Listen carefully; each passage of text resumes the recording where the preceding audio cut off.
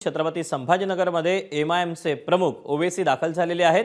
निदा खानला आश्रय देणाऱ्या मतीन पटेलांबाबत आता ओवेसी बोलणार का, याकडे सगळ्यांचं लक्ष लागलेलं आहे। छत्रपती संभाजीनगरमध्ये एक महत्त्वाची बैठक पार पडते आहे। या बैठकीला महाराष्ट्रामध्ये जे एमआयएमचे नगरसेवक निवडून आलेले आहेत या सगळ्या नगरसेवकांना बोलावणं धाडण्यात आलेलं आहे आणि अशातच आता एमआयएमचे प्रमुख ओवेसी हे दाखल झालेले आहेत आणि या सगळ्याबाबत आता निदा खानला आश्रय देणाऱ्या मतीन पटेलांबाबत ओवेसी काही बोलणार का, याकडे सगळ्यांचं लक्ष लागलंय। ओवेसींच्या स्वागताचे संभाजीनगरात बॅनर लागलेत। निदा खानला लपण्यासाठी मदत करणाऱ्या मतीन पटेलांकडून ही बॅनरबाजी करण्यात आली। बॅनरवर नगरसेवक मतीन पटेलांसह त्यांचा मेहवणा देखील या ठिकाणी पाहायला मिळतोय। तेव्हा हेच ते सगळे बॅनर आहेत ज्या बॅनरवर आता ओवेसींचं स्वागत करण्यात आलेलं आहे मतीन पटेल यांच्याकडून आणि मतीन पटेल यांच्यासोबतच त्यांचा मेहवणा हा देखील फोटोवर आपल्याला पाहायला मिळतोय। बॅरिस्टर असदुद्दीन ओवेसी यांचं छत्रपती संभाजीनगरमध्ये स्वागत, अशा आशयाचे हे सगळे बॅनर आहेत। या सगळ्या संबंधी शिवसेनेचे नेते संजय शिरसाट बोलतायत, पाहूया। कामामध्ये सुद्धा अडथळा आणला, आरोपीला फरार करणं आणि पुन्हा छाती ठोकपणे सांगणे, तिच्यावर कुठे लुकआउट नोटीस जारी केली का, एनपीडब्ल्यू त्याच्यावर काही हे चार्जशीट आहे का, या असा प्रकार म्हणजे जाणून बुजून।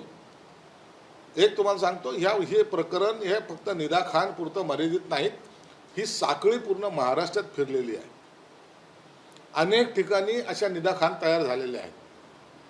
काश्मीर फाईलचं या ठिकाणी जसं काश्मीर फाईलमध्ये घडलंय तेच प्रकार महाराष्ट्रात अनेक ठिकाणी घडत आहेत अशी माझी माहिती आहे।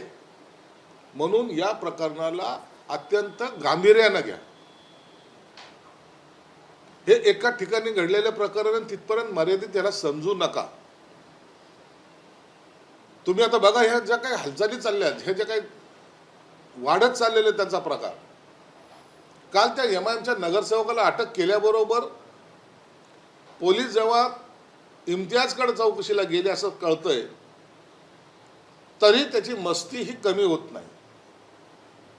याला मी राजकारणाशी जोडत नाही, परंतु आज त्याला वाचवण्यासाठी तो असदुद्दीन ओवैसी तो आज संभाजीनगरमध्ये आला। 2 वाजता तो प्रेस घेऊन बोलणार आहे। म्हणजे एकाला वाचवण्यासाठी दुसरा कसा धडपड करतो हे तुम्हाला पाहायला मिळतं। तो ओवैसी येणार, काहीतरी बोलणार, परंतु एक निश्चित आहे, माननीय मुख्यमंत्र्यांनी अत्यंत कठोर भूमिका यात घेतलेली आहे। त्यांनी सांगितलंय की एक आरोपी एमआयएमचा जो पकडला गेला नगरसेवक तो आरोपी आहेच आहे, परंतु त्याच्याबरोबर इतर जे काय आहे त्याला सुद्धा अटक केली जाईल। मी सुद्धा माननीय मुख्यमंत्री आज दौऱ्यावर आहेत, पण संध्याकाळी मी त्यांना एक पत्र देतोय, त्याची कॉपी मी तुम्हाला देतो। या प्रकरणाची एसआयटी चौकशी झाली पाहिजे, याला राजकीय स्वरूप देऊ नका कृपया करून। हा जो प्रकार आहे हा अत्यंत गंभीरपणे घेण्याचा प्रकार आहे। मी मागेही सांगितलं, कालही बोललो, हे धर्मांतर करणं 1, लव जिहाद करणं 2 आणि ड्रग्सचा व्यापार करून इतर समाजातील लोकांना बिघडवण्याचं किंवा त्यांना नशेखोर बनवण्याचं काम 3, अशा तिन्ही स्टेजवर ही यंत्रणा काम करते। हे एमआयएमचे जे आहेत ना सोकॉल्ड नेते, हे सुद्धा या कुणाचे तरी मोहरे आहेत। म्हणून याचा तपास फार लांबपर्यंत जाणार आहे, मोठा त्यातून रॅकेट बाहेर येणार आहे। कुणाशी इम्तियाजचा कुणाशी वैर किंवा माझं त्याच्याशी वैर म्हणून हा प्रकार चाललाय असं समजण्याचं कोणतंही कारण नाही। पोलिसांना मी नाशिकच्या पोलिसांचं काल अभिनंदन केलं, आजही अभिनंदन करतो।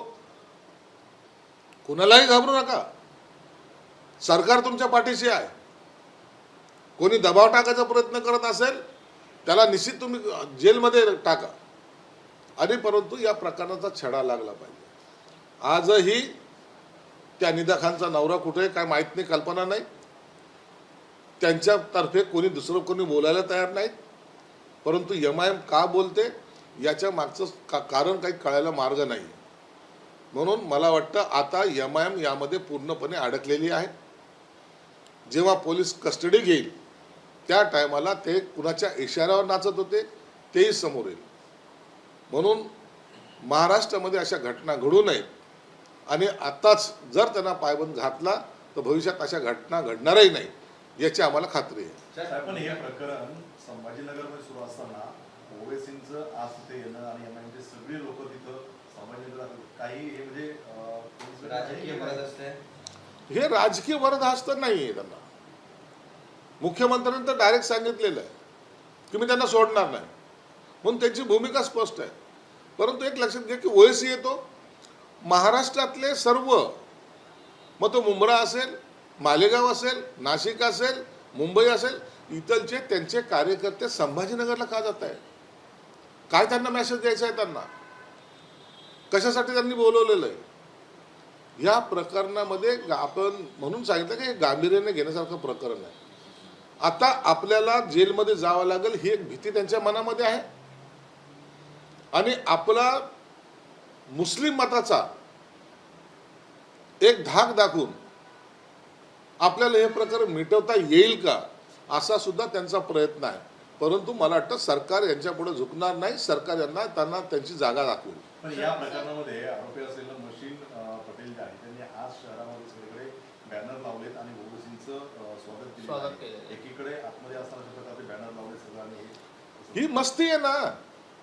तो मतीन त्याला काल पकडलं पोलीस चौकीमध्ये, आता तो लॉकअप मध्ये आहे आणि त्याच्या नावाचे बॅनर शहरभर लागतात. ओएसीचं स्वागत करतोय तो. आता एक आरोपी ज्याला आरोपी केलेला आहे तो ओएसीचं स्वागत करायचं कारण काय? असं कधी होतं का? स्वतःचा जीव वाचवण्याचा प्रयत्न करण्यापेक्षा ओएसीचे बॅनर लावणं ज्याला महत्वाचं वाटतं. म्हणून तुम्हाला सांगतो हा प्रकार काश्मीर फाईलच्या सारखाच महाराष्ट्रामध्ये घडतोय हे एवढं मात्र निश्चित.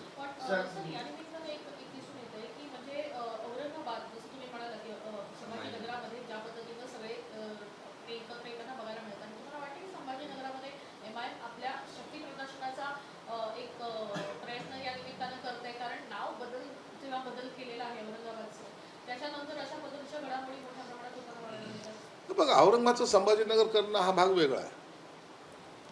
पहिले सिमीचे कारभार या संभाजीनगरमध्ये व्हायच्या, त्या सिमीचे रूपांतर हे एमआयएम मध्ये झालं. आता जे सिमीचे कार्यकर्ते होते तेच एमआयएमचे कार्यकर्ते आहेत.